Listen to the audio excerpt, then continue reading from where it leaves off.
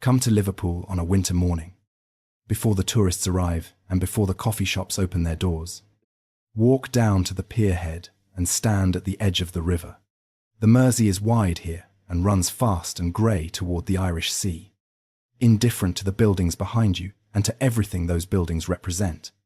3 Edwardian facades rise from the waterfront to your left.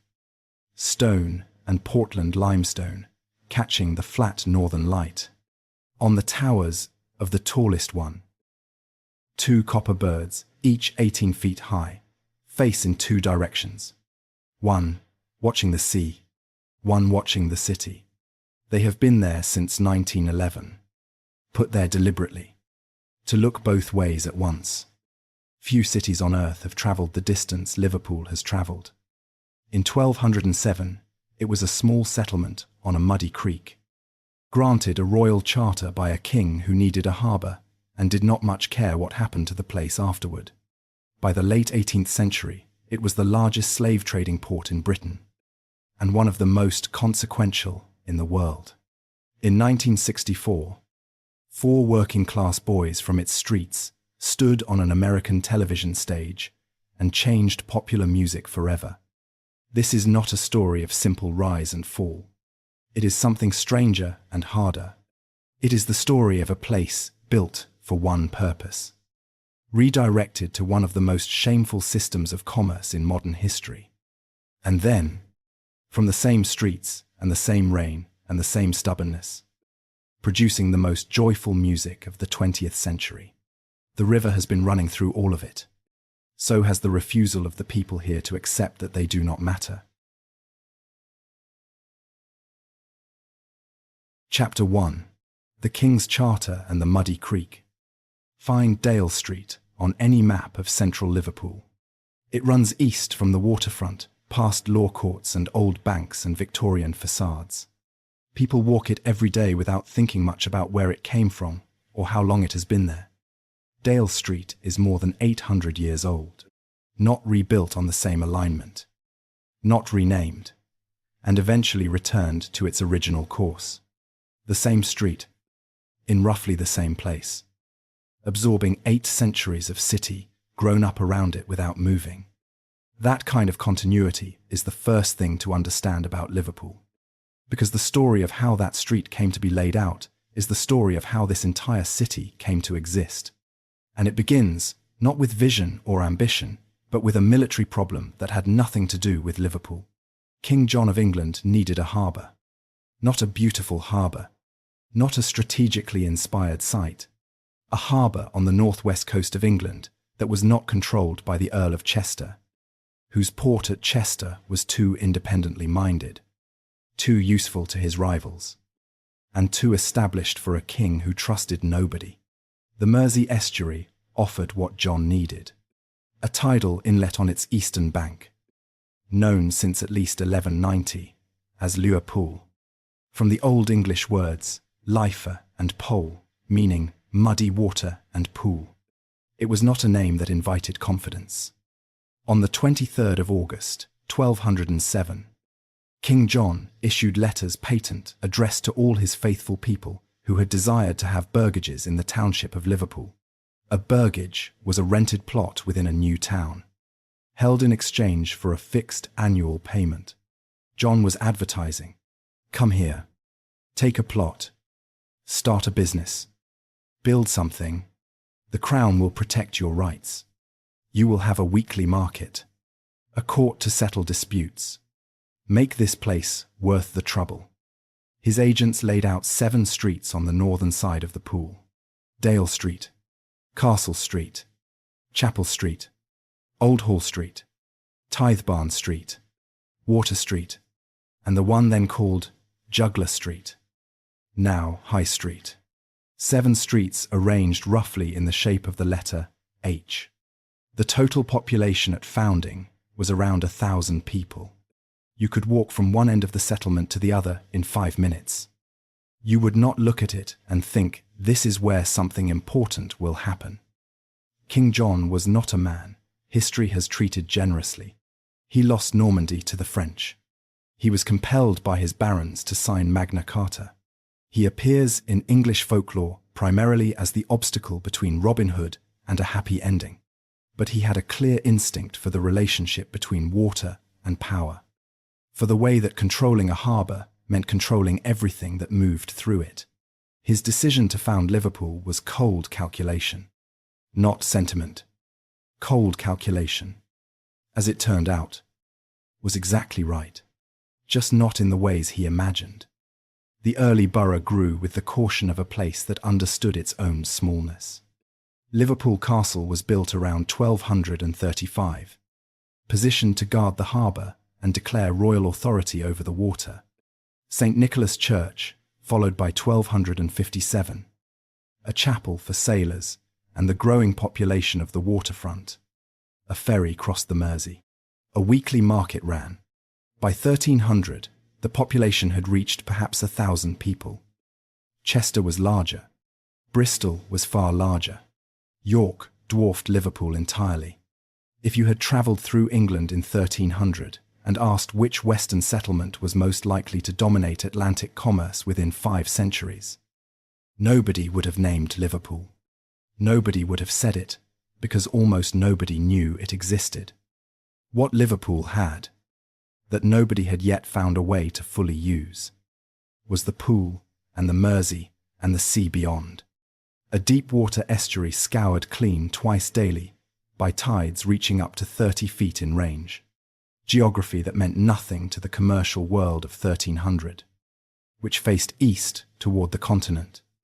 Geography that would become everything when the commercial world pivoted west. That pivot was coming. But first came the plague. In the summer of 1349, the Black Death reached Liverpool. By most historical estimates, it killed somewhere between 1/4 and 1/3 of affected populations across England during its first wave. Liverpool had no defences against it and no understanding of how it spread. The records show that St. Nicholas Cemetery had to absorb burials that the main parish church at Walton could no longer handle alone, because the rate of death had exceeded what one churchyard could contain. 250 people, roughly, in a settlement of 1,000, empty houses and untended fields. The plague came back. It returned in 1361 in what historians call the Pestis Secunda. It returned again in later decades. Each time, it took something the community had not recovered from the last time. Liverpool, in the second half of the 14th century, was a borough that had been hammered by disease. That was economically marginal, and that was still searching for a reason to matter. What kept it alive was simple. The fishermen kept fishing. The market kept running. The ferry kept crossing. The pool kept filling and emptying with the tides. Indifferent to everything. That stubbornness is the first thing to understand about Liverpool. Not the most dramatic thing. The most durable thing. The plague had done its worst. The settlement was still there when it stopped. Chapter 2. Plague, poverty, and 300 years of nobody caring. In 1424, 2 powerful Lancashire families were preparing to settle a dispute in the streets of Liverpool, not personally, but by proxy, each summoning armed supporters from across the surrounding countryside to back them in a confrontation about fortified houses and territorial precedence in a town of fewer than 1,000 people. By the time the two sides faced each other, an estimated 3,000 armed men had gathered. 3,000 men, in a settlement the size of a large village. The Stanley family had built a fortified tower on Water Street in 1406. The Molyneux family, who held the right to occupy Liverpool Castle nearby, saw this as a direct provocation. The feud that developed between them, which one historian later compared to the rivalry between the Montagues and Capulets in Romeo and Juliet, defined the political character of Liverpool through the first half of the 15th century. 2 powerful noble families treating a small borough as their personal arena, their personal treasury, and the stage for their private war. The people who actually lived in Liverpool were incidental to the drama playing out around them. The 3,000-man confrontation was broken up before it became a massacre. But only barely. That detail from 1424 matters because it captures something essential about the 300 years that followed. This was not a period of growth interrupted by setbacks. This was a period of a place being held back by forces it could not control and surviving without prospering. The numbers tell the story without mercy. In 1300, Liverpool's population was around 1,000 people. In 1550, it was around 600, 350 years after the founding. The population had fallen rather than grown. A royal borough with legal rights and a functioning market and a castle and a church had failed. Through 3 centuries of plague and noble feuding and structural commercial disadvantage, to become anything that anyone with choices paid particular attention to. In 1558, another plague arrived and killed a quarter of the already depleted population. Liverpool, 1207. An archive compiled from period records. Documents isolation cabins erected on the heath outside town. Markets suspended for 3 months. The annual fair cancelled. By 1571, the people of Liverpool composed a memorial to Queen Elizabeth I, asking for relief from a tax payment. Their description of their own city was plain. Her Majesty's poor decayed town of Liverpool, 364 years after King John had advertised this place as an opportunity worth taking. Not self-pity.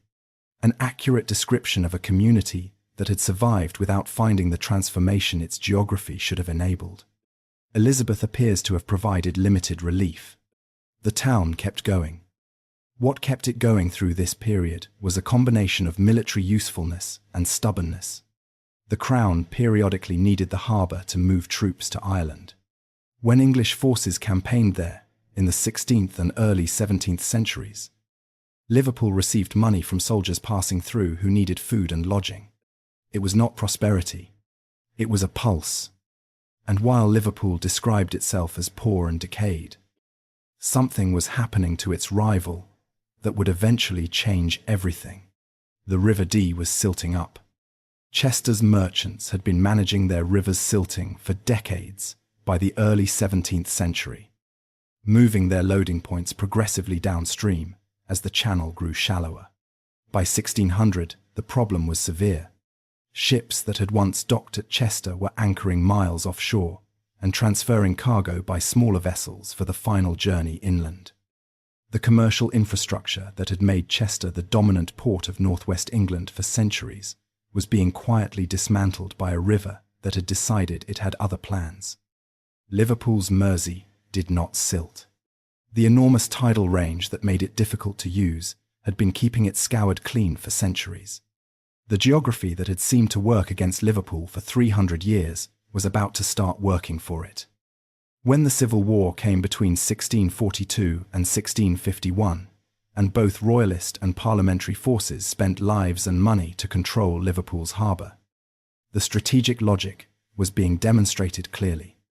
In June of 1644, Prince Rupert arrived before Liverpool with a royalist army of 10,000 men, called the town famously a mere crow's nest, which a parcel of boys could take, and spent a week discovering he was wrong. It cost him 1,500 men before the garrison was overrun. He sacked the place. The parliamentarians took it back. A town that armies are willing to bleed for is a town that matters. In 1648, a ship called the Friendship arrived in Liverpool, carrying tobacco from Virginia. It was a modest cargo. Nobody marked it as significant at the time, but it was the first transatlantic shipment to arrive at Liverpool, pointing west across an ocean that was producing something people in England wanted. Her Majesty's poor decayed town had been waiting 350 years for something to change. That change had just arrived. Chapter 3. The River That Built an Empire. If you walk into the Liverpool One shopping complex in the city centre today and descend to the lower level, You will reach a glass-walled enclosure that most people walk past without stopping. Behind the glass, preserved by archaeologists who insisted on it during construction in 2002, is a section of curved brick wall. The mortar between the bricks was made to a special formula designed to resist water. It has been resisting water for more than 3 centuries. You are looking at the northeast corner of the old dock. It was designed by Thomas Steers, a civil engineer from London, appointed to the project following an Act of Parliament in 1709. Construction took 5 years. It opened on the 31st of August 1715. And it was, according to National Museums, Liverpool and the Academic Historical Record, the world's first enclosed commercial wet dock. Not the first in England, not the first in Britain, the first anywhere on Earth. Understanding why it was built here, and why it mattered so much, requires understanding the problem it solved. The Mersey estuary has one of the largest tidal ranges of any river in Europe, reaching up to 30 feet between high and low tide. Before the old dock existed, ships using Liverpool Harbour could load and unload only during the narrow window around high water. As the tide fell, vessels grounded in the mud, cargo handling stopped. Hours and money bled away with the receding water. Steers's solution was to take the pool itself, the tidal inlet that had given Liverpool its name 5 centuries earlier, and convert it into a sealed basin. Lock gates held the water at a constant level regardless of what the tide was doing outside. Ships could enter at high water, lock in, and remain afloat while loading and unloading continued at any hour. The dock covered 3.5 acres and could hold around 100 vessels simultaneously. The project cost £12,000, an investment that National Museums Liverpool describes as high risk, one that could have led to the town's bankruptcy if the dock had failed. Liverpool had borrowed against its own future. The merchants who lobbied for it, financed it, and bore the risk were a concentrated group who had watched opportunity pass Liverpool by for generations and understood that this particular moment was different from all the previous ones. Daniel Defoe, author of Robinson Crusoe, visited Liverpool the same year the dock opened and left a record of being struck by what he found. The town was, he wrote, a very rich trading town, with houses of brick and stone built high and even so that a street looks very handsome. That was a different description from what Elizabeth I had received 140 years earlier. The old dock worked. Within 20 years it had become too small for the traffic using it. Thomas Steers oversaw the construction of Salthouse Dock in 1736, then George's Dock in 1771, Manchester Dock in 1780, King's Dock and Queen's Dock in the 1780s. Each new dock drew more ships. More ships demanded more docks. By the end of the 18th century, the annual number of vessels using Liverpool had grown enormously from the levels of the early 1700s. A transformation of scale that is almost impossible to convey in words, and that is recorded in the shipping registers of the period. The tobacco that had arrived on the Friendship in 1648 had been joined by sugar from the Caribbean, timber from North America, and the cotton that would eventually define Liverpool's 19th century. Liverpool's population had reached around 6,000 by 1700, and it was growing fast. There is a shadow that must be named before this story can continue honestly. The growth of Liverpool's dock system in the 18th century was financed partly, significantly, and in the end, predominantly by one particular trade. Liverpool's first recorded slaving voyage had taken place in 1696. A vessel called the Liverpool Merchant departed in 1699 and delivered 220 enslaved people to Barbados in 1700. The merchants who lobbied for the old dock in 1709 were the same merchants already organizing slaving voyages. The world's first enclosed commercial wet dock and the transatlantic slave trade were not parallel stories that occasionally intersected. They were the same story, run by the same men, financed by the same capital, using the same harbor. The old dock opened in 1715. What it had been built to serve, and what it would spend the next century serving alongside the cotton trade, belongs to the next chapter. Chapter 4. The Slave Port. Begin with a ledger and a name. In 1748, a Liverpool man named William Earl captained a 60-ton vessel called Lucy out of the Mersey toward the West African coast. The ledger that survives from that voyage, held in archives at the University of Liverpool, records the outcome in the language of commercial accounting. 240 enslaved people were purchased at the coast. 43 died during the Atlantic crossing. They were recorded as losses. 197 were sold in St. Kitts. William Earl returned to Liverpool, settled his accounts, and began planning his next voyage. Over a career of nearly 40 years, he was responsible for at least 117 slaving voyages, making him, by Volume 1, of the most active slave traders in the transatlantic slave trade database, maintained by academic researchers. His son Thomas continued the family business. Between them, according to historical records documented at the University of Liverpool, the Earl family transported over 19,000 enslaved people. Approximately 3,000 of those 19,000 died before reaching their destination. One Earl vessel, the Liverpool Hero, departed the port of Calabar with 560 people aboard. 330 were dead by the time the ship arrived in Dominica. These are not abstractions. They are the documented records of specific human beings. And the family whose operations produced those records still marks a street in central Liverpool today. Earl Street. You can walk it now. Tarleton Street is named for a family whose most prominent member defended the slave trade in Parliament in 1806. Cunliffe Street is named for Foster Cunliffe, who dispatched 3 or 4 slave ships to Africa every year through the 1730s and used the profits to fund a parliamentary seat for his son.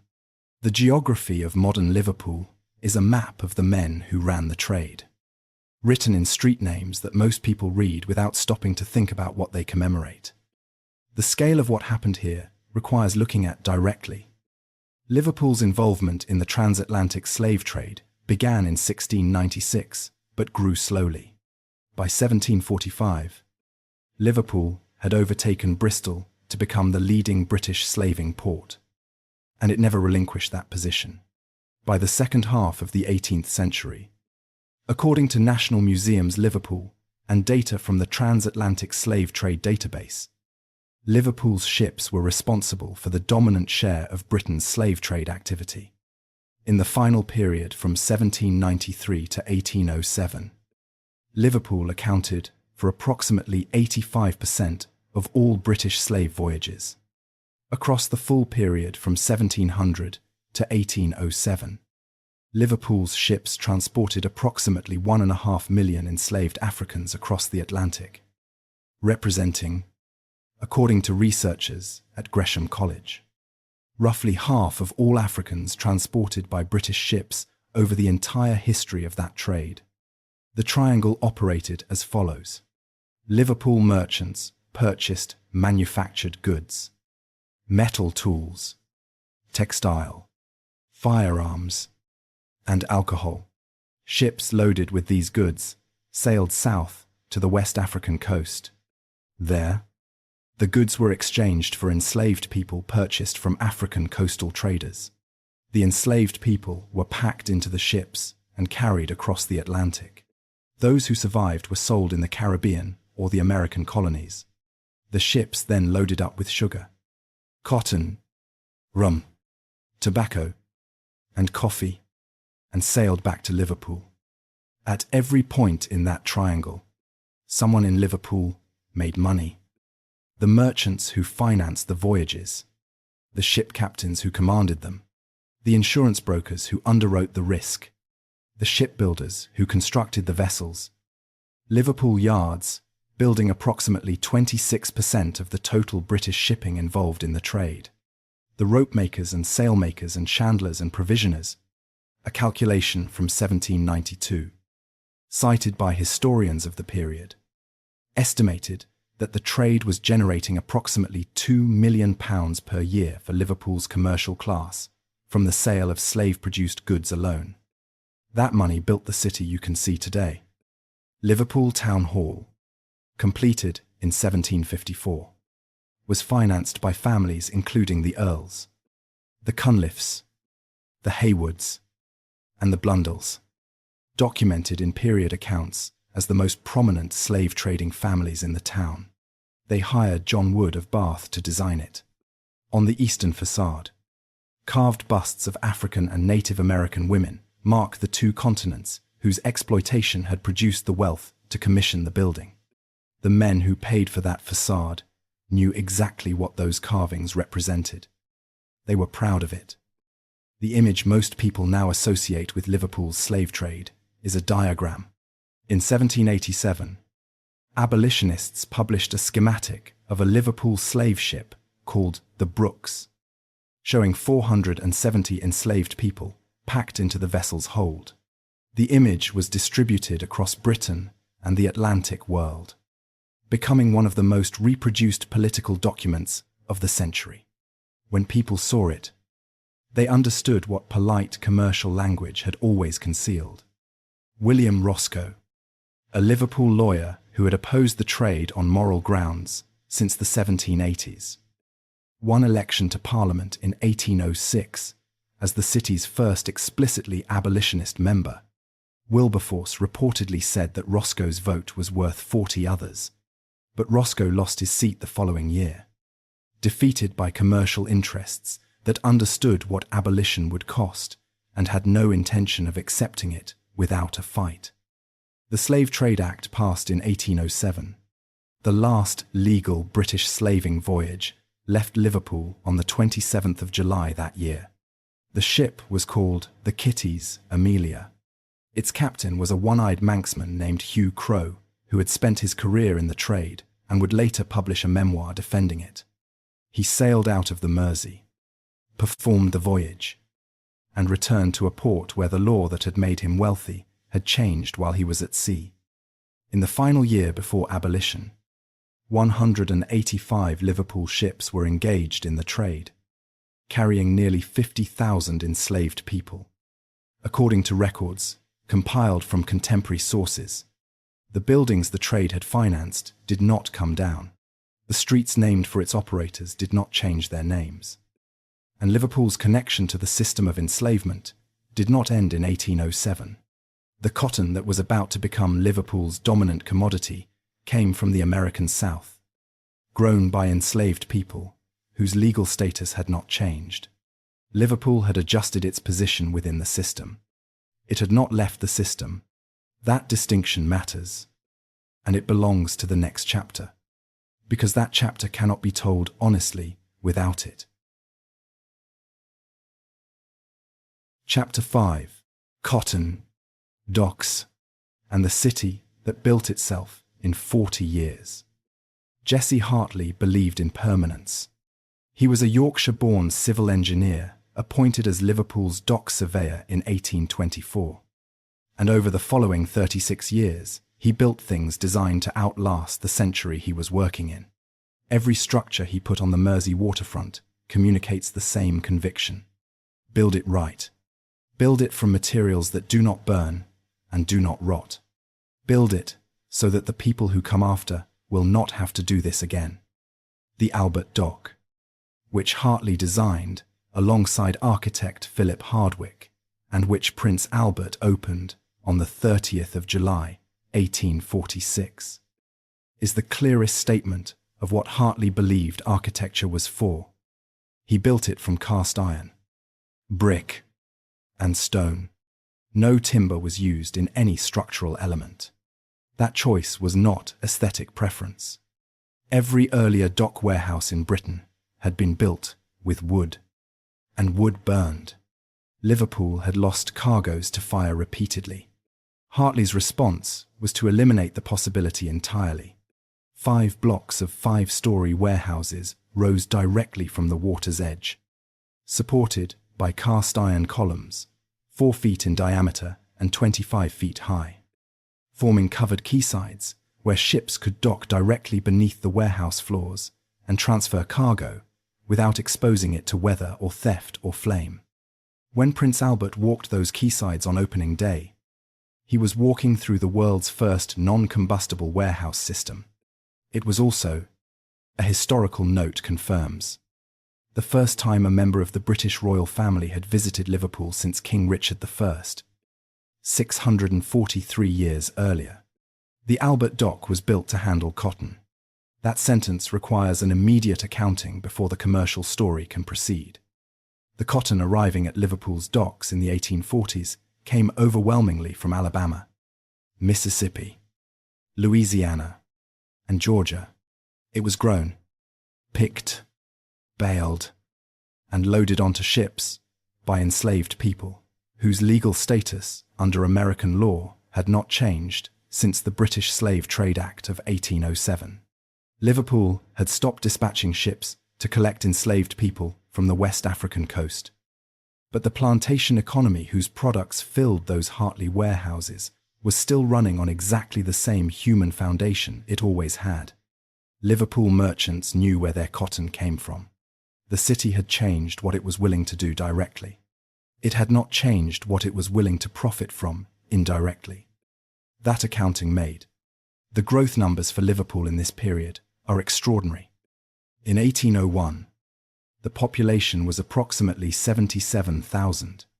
By 1821, it had reached 118,000. By 1851, it had reached 376,000.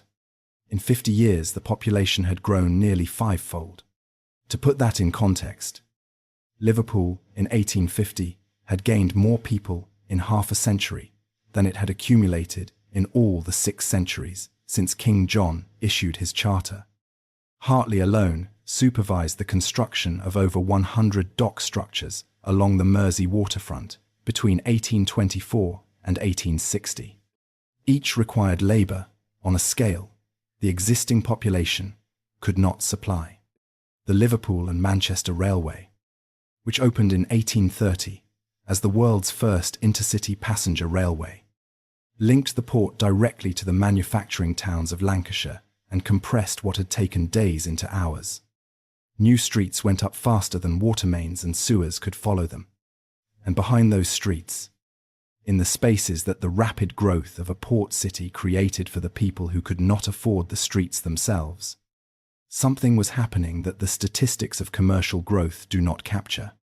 A government inspector named Holmes, reporting in 1845, described what he found in Liverpool's cellar dwellings in language he appears to have struggled to make sufficiently clear to people who had never seen one. Liverpool contains a multitude of inhabited cellars. He wrote, close and damp, with no drain nor any convenience.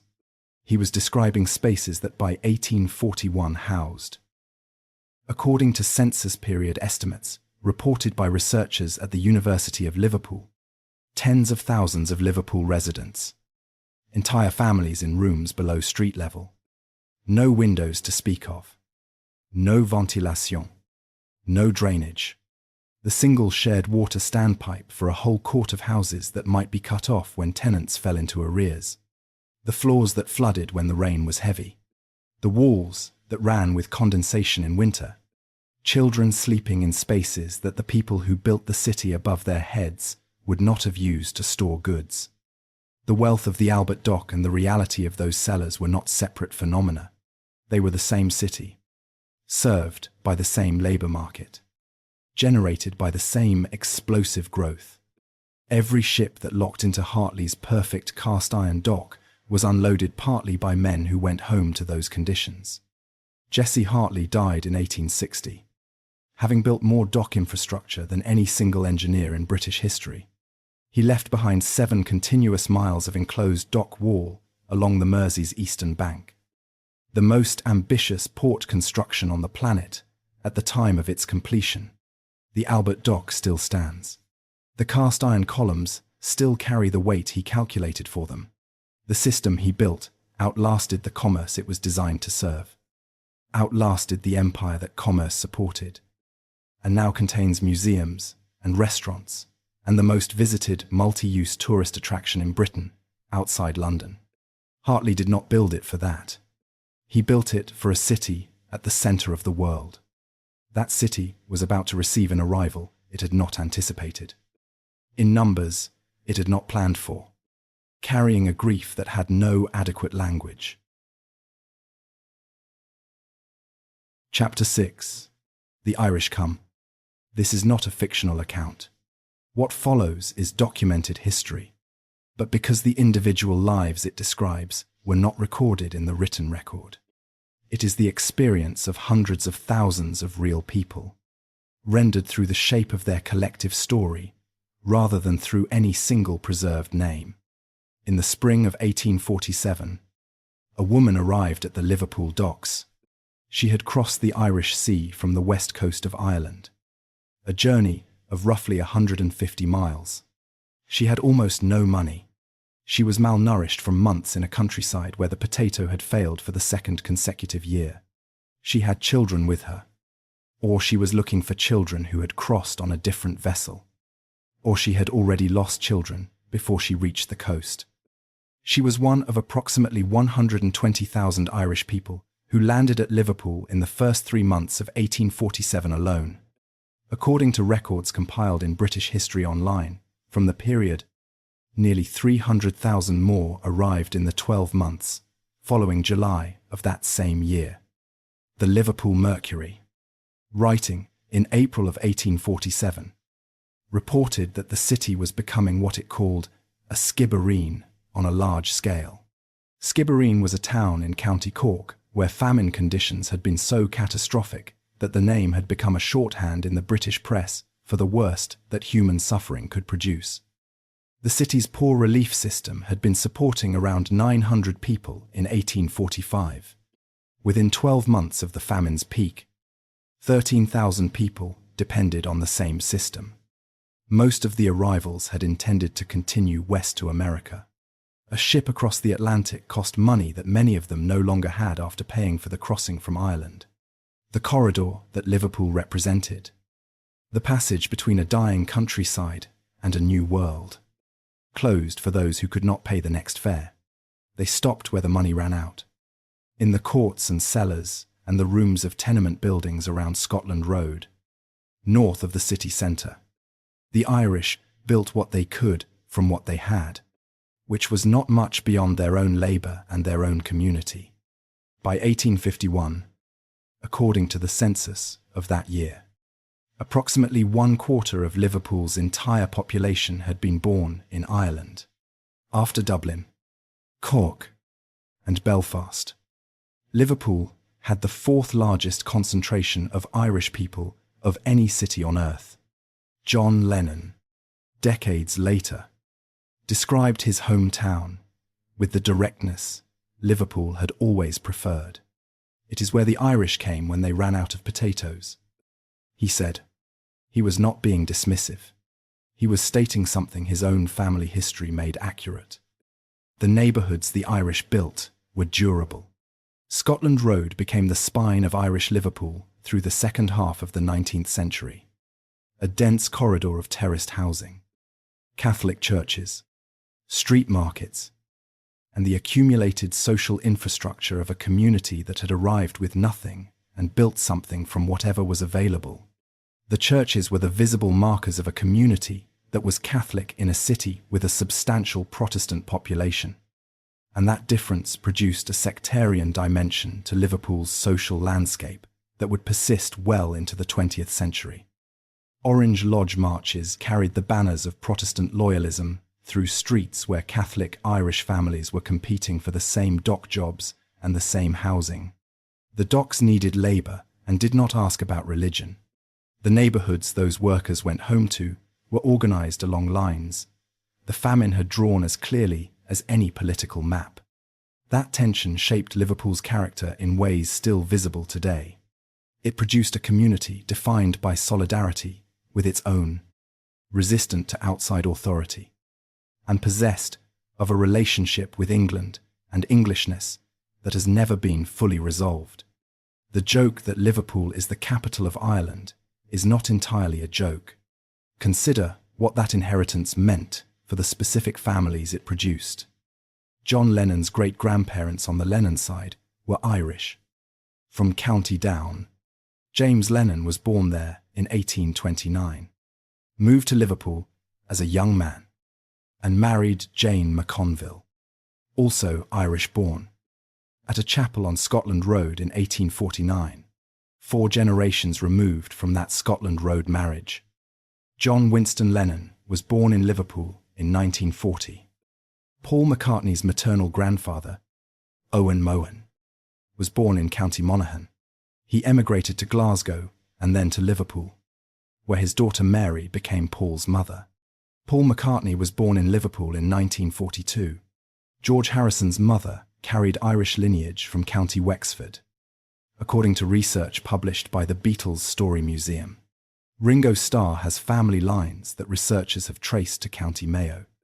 3 of the 4 Beatles, and by some accounts, all 4, were the descendants of people who had come through the corridor of Liverpool's Irish connection. The music they made, that specific mixture of melodic sophistication and working-class directness and emotional honesty that defined Merseybeat, came from a city that was itself a mixture. It came from families that carried the memory of displacement and survival across 3 and 4 generations, whether they were conscious of it or not. When the 4 of them landed at Dublin Airport in 1963, and Lennon declared to the waiting press that we are all Irish, he was not performing. He was stating something his family history made roughly accurate. The Irish who stayed in Liverpool built something harder and more lasting than the passage they had originally intended to make. They built a community with a specific character. Tough, loyal, musically alive, stubbornly resistant to being patronized or managed by people who thought they understood this place better than the people living in it. Those qualities passed through 3 generations of Liverpool childhoods, produced the neighborhoods where Lennon and McCartney and Harrison grew up in the 1940s. What those neighborhoods eventually gave the world belongs to the second half of this story. But before any of it could happen, Liverpool had one more act of its older drama to complete. The port that had processed the slave trade and the cotton trade and the emigrant trade was about to be asked to carry something heavier than all of them combined. 2 world wars, and a question the city had been answering since 1349, whether it could survive what should not be survivable. Chapter 7. The World Comes Through Liverpool. Stand at the pierhead in 1911 and look at what has been built here. 3 buildings face the river. The Port of Liverpool building, completed in 1907, its dome and carved stone front marking the headquarters of the organisation that manages the most extensive dock system in Britain.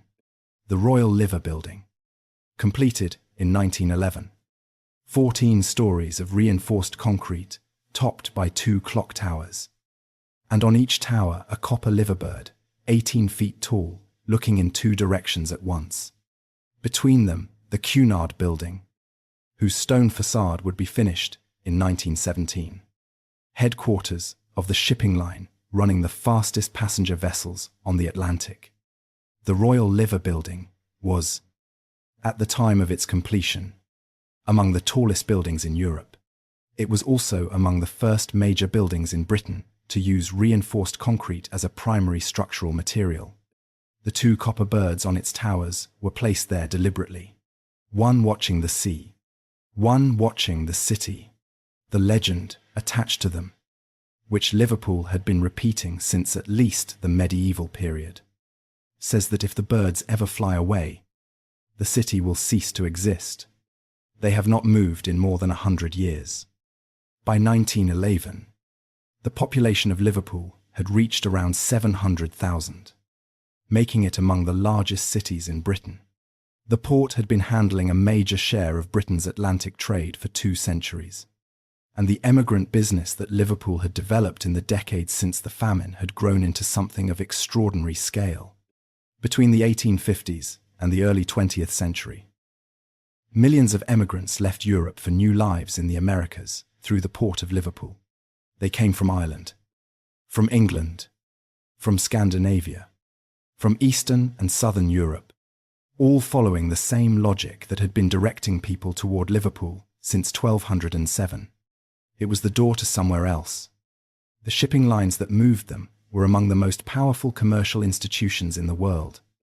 The Cunard Line, founded in Liverpool in 1839, operated by the early 20th century some of the largest and fastest passenger ships ever built. The RMS Lusitania and the RMS Mauretania, both registered at Liverpool and both sailing from its harbour from 1907, competed with each other for the Blue Riband. The Mauretania held the record for the fastest Atlantic crossing for 22 years. The White Star Line, headquartered at offices on James Street, a short walk from the pierhead, competed not on speed but on size and luxury. Its most ambitious project was a class of ships designed to be the largest passenger vessels ever constructed. One of those ships was the RMS Titanic. The Titanic was registered at Liverpool. The words Titanic Liverpool were painted on its stern. The White Star Line's offices on James Street were besieged by members of the public on the morning of April the 15th, 1912. When the news of the sinking arrived, at least 90 of the Titanic's crew were from Merseyside or had close links with the area.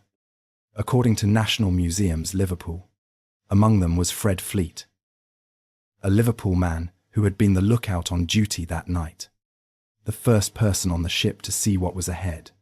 He gave the alert. He survived. He was haunted by what he had seen for the rest of his life, and he lived until 1965. The ship never visited Liverpool. It was built in Belfast. Its maiden voyage departed from Southampton. The inquiry into the sinking was chaired by Lord Mersey of Toxteth, a Liverpool judge. Let that arrangement sit for a moment. The most ambitious passenger liner in the world, registered at Liverpool, built to announce a permanent ascendancy. A Liverpool man first saw the danger. A Liverpool judge presided over the reckoning. The city, whose name was on the stern, received the news on a waterfront still under construction. The Cunard building's stone not yet complete. The copper birds freshly installed. Liverpool had always understood that the sea which gives you everything can take it back. The Titanic struck something in the city that 1911's confidence had temporarily covered over. The 3 Graces were completed. They still stand. They are magnificent. And they mark the high water line of everything Liverpool had spent 2 centuries building. Below that waterline, the world was already shifting in ways that the men who commissioned those buildings had not yet fully measured. The shipping routes that had made Liverpool great were about to be reorganized by forces no dock wall could absorb.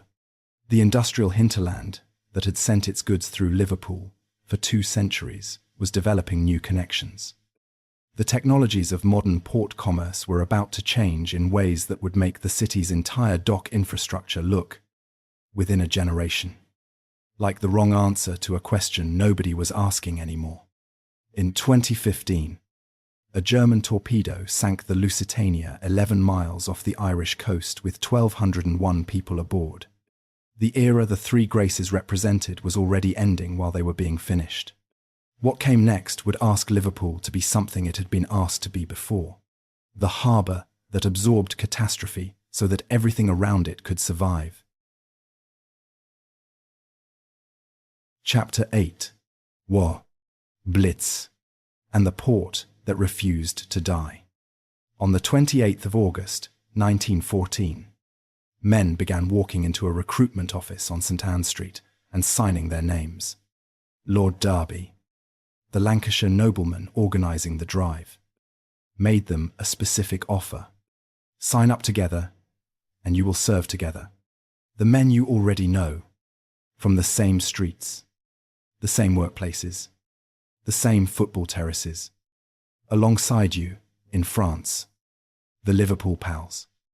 Officially, the 17th through 20th Service Battalions of the King's Liverpool Regiment were clerks and dock workers and teachers and shopkeepers who had grown up within a few miles of each other and would now go to war together. The King's Liverpool Regiment expanded to 49 battalions in total. According to records held at the Imperial War Museum, approximately 13,795 soldiers from the regiment died during the war. The four PALS battalions alone suffered nearly 2,800 casualties. Those numbers have a particular texture in a port city. Liverpool families had always known that people who go to sea sometimes do not come back. The telegram that arrived about the Somme found the same kind of woman, in the same kind of terraced house, who had always known that particular waiting. The interwar decades brought an economic grinding that the war memorials in every parish could not represent. The depression of the 1930s hit hard in a city built entirely around trade, and trade was contracting across the Atlantic world. The dock labour market, which had never offered security in good times, contracted severely. By the late 1930s, Liverpool was already carrying wounds that the new war would deepen. Then, in the summer of 1940, the German Luftwaffe came. The strategic reasoning was not complicated. Liverpool was the principal Atlantic port of Britain, the headquarters of Western Approaches Command, the organization directing the Battle of the Atlantic, the longest continuous military campaign of the Second World War, operated from an underground bunker beneath the streets of the city. More than 90% of all war materials brought to Britain from overseas during the war passed through Liverpool's docks. According to wartime logistics records held at the Imperial War Museum, Winston Churchill, reflecting on the bombing of Liverpool after the war, concluded that if the German attacks had continued at their peak intensity, the Battle of the Atlantic would have been even more closely run than it was. Liverpool was not a secondary target. It was the objective. The worst of it came in 7 consecutive nights, beginning on the 1st of May, 1941. 681 German bombers flew over Merseyside in successive waves. 2,315 high-explosive bombs were dropped, along with incendiaries and parachute mines. In those 7 nights alone, according to records compiled by the Imperial War Museum, 1,741 civilians were killed. 69 of the 144 cargo berths in the port were rendered inoperable. 70,000 people were made homeless. In the borough of Bootle, to the north, 8,000 out of 17,000 houses were destroyed or damaged. A woman named Kirkham, 20 years old, came home after a night shift at a parachute factory during that week of May 1941 to find that her home was gone. So were her mother and father. So were 6 brothers and sisters. The account survives in records collected by local historians in Bootle. One family's version of what that week produced across thousands of households across Merseyside. St. Luke's Church, one of many Liverpool churches destroyed in the bombing, was kept as a ruin afterward. It still stands on Lees Street, roofless, its stone walls intact, its windows empty, a deliberate permanent memorial, a wound the city chose to keep visible. Across the full period of bombing from August 1940 to January 1942, approximately 4,000 civilians were killed across the Merseyside area. That was the second highest civilian death toll of any British city, behind London. The government suppressed the true scale of it. Official accounts were kept vague. The strategic calculation was clear. If German intelligence fully understood how badly the port had been disrupted, the bombing would have continued. Liverpool's suffering was managed partly to protect the city from more of what had nearly broken it. That suppression became a grievance that Liverpool carried for decades. Part of a longer accumulation. The sense that the institutions of the South had always been willing to take what Liverpool produced and give back, rather less, was not new in 1945. It went back to 1571. It would return with particular force in the 1980s. But in the years after 1945, Liverpool did what it had done after 1349 and after 1644, and after every other thing that had tried to end it. It got back up. The docks were repaired. The streets were cleared. St. Luke's Church stayed ruined as witness. The liverbirds on their towers were still there, slightly darkened by smoke, looking in their two directions, as they always had. And in the terrace streets of Woolton and Allerton and the Dingle and Wavertree, children born in those years were growing up in a city that had survived bombardment, in neighborhoods built by people who had survived the famine, shaped by an inheritance of stubbornness and music and the particular pride of a place that had been underestimated its entire life. They were growing up, without knowing it, in the city that was about to send something into the world that no bomb had been able to prevent. Chapter 9. Skiffle, Cellar clubs, and the sound that came from America. In 1957, a Liverpool merchant seaman named Ivan Haywood walked off a ship at the pierhead carrying, among other things, a black Gretsch guitar he had purchased in New York. He sold it shortly after arriving home to a 14-year-old boy from Wavertree named George Harrison. That transaction tells you almost everything about why what happened next happened here. The men who worked the Cunard transatlantic routes, making the crossing between Liverpool and New York through the late 1940s and into the 1950s, came back to Liverpool with goods that post-war Britain could not easily produce or import. Cigarettes, clothes, records, occasionally instruments. They were known locally, affectionately, and with a hint of the envy reserved for people who have been somewhere you have not, as Cunard Yanks. The records they brought moved from kit bags into the hands of younger brothers and sisters and friends from the same street.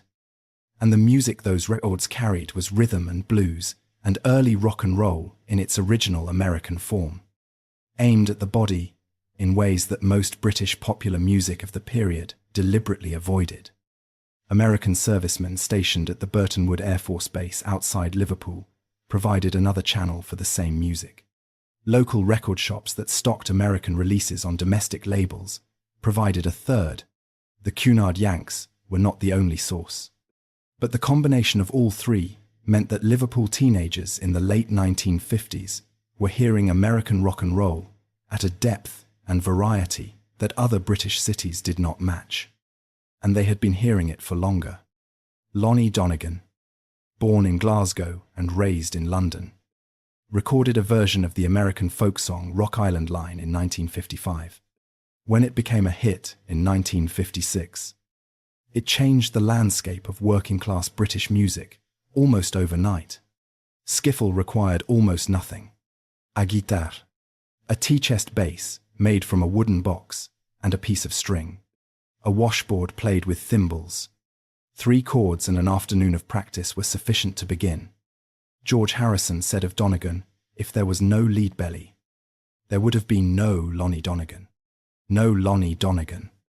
No Beatles. Paul McCartney bought his first guitar because of Skiffle. John Lennon formed a group in 1956 with schoolmates from Quarrybank High School. They called themselves the Quarrymen. On the 6th of July, 1957, the Quarrymen played a summer fete at St. Peter's Church in Woolton. Paul McCartney was in the crowd. After the set, a mutual friend introduced him to Lennon. Paul could tune a guitar by ear. He knew the words to 20 Flight Rock by Eddie Cochran, a song Lennon did not know. Those 2 facts were sufficient. McCartney joined. George Harrison joined a few months later. At first rejected by Lennon as too young, persistent enough to keep arriving until that objection simply expired. Liverpool, in the late 1950s, had, by various historical estimates, somewhere between 200 and 300 active groups, with the exact count depending on the source and what was counted as active. The more important fact is the density. No other British city of equivalent size had anything close to this concentration of musical activity. The causes were all the things this documentary has been describing. The port and the American records it made accessible. The Irish working-class culture that had always organized itself partly around music. The skiffle craze that made instruments affordable. The proximity of venues to each other and to the neighborhoods where musicians lived. In a former warehouse basement at 10 Matthew Street, a club called the Cavern had been running since 1957. It had started with jazz. By 1959, it was admitting beat groups. By 1960, it was the center of a scene that had no real equivalent anywhere in Britain. The group that had gone through several name changes since the Quarrymen, and had recently settled on the name that combined a beat group concept with a pun on Buddy Holly's backing band, played their first Cavern lunchtime session on the 9th of February, 1961. It was not advertised. George Harrison had never played the room before. The Cavern's DJ noted the booking in his diary without particular remark. What came next was not luck. It was the product of everything Liverpool had been building, in ways it never planned and never fully recognized. For 300 years. Chapter 10. The Cavern Club and the Conquest of the World. The Cavern Club at 10 Matthew Street was not, by any reasonable description, a suitable venue for live music. 3 barrel-vaulted brick tunnels running back from the bottom of a flight of stone steps, ceiling low enough to touch without fully extending your arm. No ventilation system worth mentioning. On a busy evening, the condensation ran down the walls and pooled on the floor. The temperature inside was extraordinary. The crowd pressed in far beyond official capacity. The smell was of damp stone and cigarette smoke, and the compressed heat of people who had come specifically to be in this particular dark room, hearing this particular sound. Between February of 1961 and August of 1963, the Beatles played at the Cavern 292 times. That figure was confirmed by the club's management on the occasion of the final show. Some historians working from documented set lists count 280 known appearances. The precise number is less important than what it represents. 292 shows in 29 months. More than twice a week. The Beatles knew that room, the way musicians only know rooms they have played, until the room becomes part of them. Before those Cavern residencies, they had spent months in Hamburg playing clubs that required up to 8 hours a night. Hamburg was where the Beatles became a working band in the full professional sense. They returned to Liverpool in late 1960, changed in ways the Cavern audience could feel immediately, harder and looser and more certain inside their own sound. What the Cavern gave them was different from Hamburg. It gave them a home crowd. People who came back night after night. Who knew them. Who formed the specific relationship between a band and its community that is unlike any other relationship in music. The lunchtime sessions were informal, almost to the point of chaos. Band members ate sandwiches between songs. They argued with the DJ. The stage was barely raised above the floor. The gap between performer and audience that most venues enforce by architecture, the Cavern, made physically impossible. Brian Epstein walked down those steps on the 9th of November, 1961. He managed NEMS, the North End music stores, and customers had been asking him for Beatles records that did not yet exist. He came to the Cavern to find out why.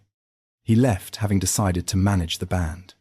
He was 27, had no experience managing musicians, and had just watched something he could not fully explain and could not stop thinking about. By June of 1962, Epstein had secured a recording contract with Parlophone Records. The band was assigned to a producer named George Martin. By August of that year, the drummer, Pete Best, had been replaced by Richard Starkey from the Dingle, known as Ringo Starr, who had been playing with Rory Storm and the Hurricanes. The lineup that would remain unchanged for the rest of their career was fixed. The scene around them was large and real, and it matters. Liverpool, in the early 1960s, had over 200 active groups. Jerry and the Pacemakers, the Searchers, Billy J. Kramer and the Dakotas, Cilla Black, the Mersey Beats, artists of genuine quality from the same streets and the same musical education. The Beatles were the finest expression of a scene, not an exception within it. A band does not come from nowhere. It comes from a place. Love Me Do came out in October of 1962. Please, Please Me in January of 1963. Their first album, also called Please Please Me, recorded in a single day in February of 1963, went to #1 on the British chart. By the summer of that year, Beatlemania was a word in newspapers. By autumn, it was a condition the newspapers could no longer adequately describe. Their last show at the Cavern was on the 3rd of August, 1963. The room had always been damp. That night, the condensation from 500 people in a space designed for far fewer ran down the walls and onto the stage and got into the electrical system. In the middle of their set, the power cut out entirely. The instruments went silent. The room went completely dark. In that darkness, while someone worked to restore the electricity, Paul McCartney moved to an acoustic guitar. He and Lennon played a song the crowd had never heard, a song that would not appear on any record for 4 more years. When I'm 64, 500 people in a dark cellar on Matthew Street heard it before anyone else in the world. The club's DJ, Bob Wooler, who had been at the Cavern since near its beginning, watched it happen. Afterward, he said simply, "We all felt it was their swan song, and that we would never have them at the Cavern again." He was right. On the 9th of February, 1964, exactly 3 years after their first Cavern session, the Beatles appeared on The Ed Sullivan Show in New York. According to CBS broadcast estimates, approximately 73 million American viewers watched. The screaming that had started in a basement on Matthew Street had crossed an ocean. Liverpool in 1964 was already entering the economic decline that would define the following 2 decades. The docks were contracting. Container technology was beginning to make the traditional port system obsolete. The industries that had employed working-class Liverpool for 2 centuries were starting to shed jobs at rates the city had not experienced since the plague years. The place that had called itself the second city of the empire was watching the empire dissolve and had not yet found its answer to what came next. What came out of that place? In the same years, the decline began, was the most joyful music of the 20th century. From the same streets, from the same rain, from the same stubbornness that had kept a settlement alive through plague and poverty and bombing and everything else that had tried to end it. That is not a small thing. In the full 800 years of this city's history, it is among the most extraordinary things. Chapter 11. Decline, Pride, and the city that came back. On the 4th of September, 1981, Geoffrey Howe, Chancellor of the Exchequer in Margaret Thatcher's government, wrote a confidential memorandum. He was addressing the question of what the British government should do about Liverpool after 9 days of rioting in the Toxteth district. His memo contained 2 words that he acknowledged, in the same sentence, were not a term for use, even privately. Managed decline. The document stayed in the National Archives for 30 years. Released in 2011 under standard rules. When the words became public, the reaction in Liverpool was not the shock that the rest of Britain expected. It was something older and quieter. Recognition. To understand how Liverpool arrived at the point where that memo was written, you need to understand what the previous decade had done to the city. Containerization transformed global shipping by replacing the labor-intensive handling of loose cargo with standardized sealed boxes, moved mechanically. The docker, who had been indispensable to Liverpool's economy since the 17th century, was no longer required in anything close to the numbers he had always been required. The docks were still there. The work was not. An average of 12,000 people left Liverpool every year through the 1970s. 15% of the city's land became vacant or derelict. Factory closures ran at a rate that stripped the industrial neighborhoods of the employment that had organized their daily lives. Into this deteriorating situation, on the evening of Friday, the 3rd of July 1981, came the arrest of a 20-year-old man named Leroy Cooper on Selborne Street near Granby Street in Toxteth. The Merseyside police had been operating stop-and-search procedures across Toxteth that the black community experienced as systematic targeting. Cooper's arrest, watched by an angry crowd, produced a fracas in which 3 officers were injured.